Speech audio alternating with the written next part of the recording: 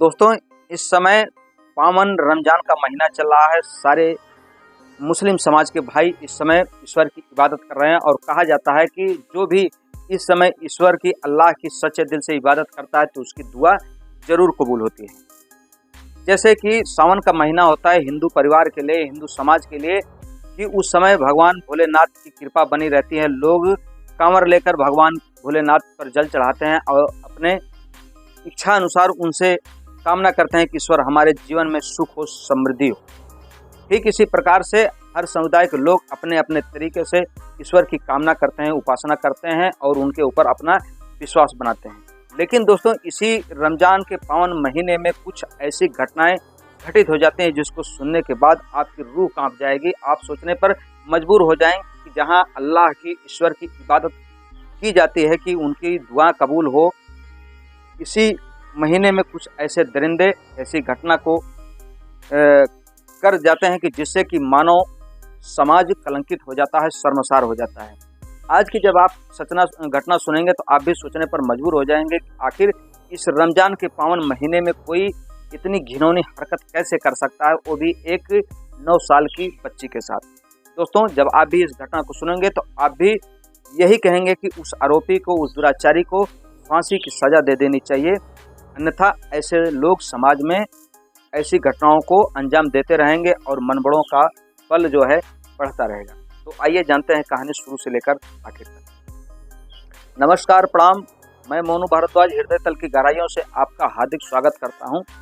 दोस्तों, इस समय होली का त्यौहार अभी अभी ख़त्म हुआ है और होली के त्यौहार के बीच में ही रमज़ान का महीना जो कि पहले से चल रहा है।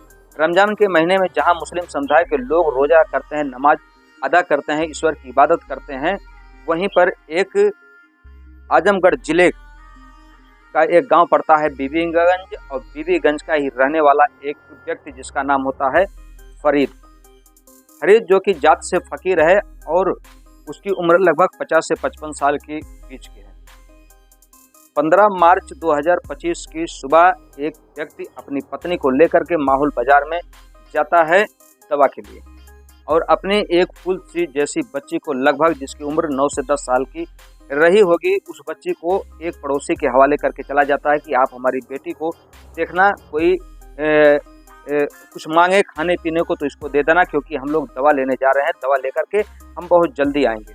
लेकिन जब वह दोनों पति पत्नी माहौल चले जाते हैं दवा लेने के लिए, तभी उनको लेट हो जाता है, क्योंकि वहाँ डॉक्टर साहब के यहाँ काफ़ी भीड़ थी। होली का त्यौहार के नाते दुकान बंद थी, तो सारे मरीज 15 तारीख को जब जाते हैं तो वहाँ पर काफ़ी ज़्यादा संख्या में मरीजों की उपस्थिति होती है।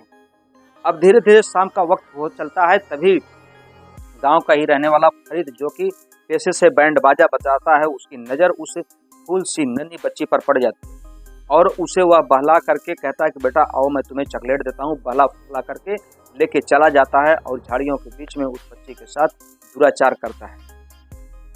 उसके बाद वह वहाँ से निकल जाता है, लेकिन वह बच्ची जब शाम हो जाती है, जैसे उसके माता पिता आते हैं तो वह अपने माता पिता से रो रो करके सारी घटना की जानकारी देती है कि मेरे साथ फरीद चाचा ने ऐसे ऐसी घटना को अंजाम दिया।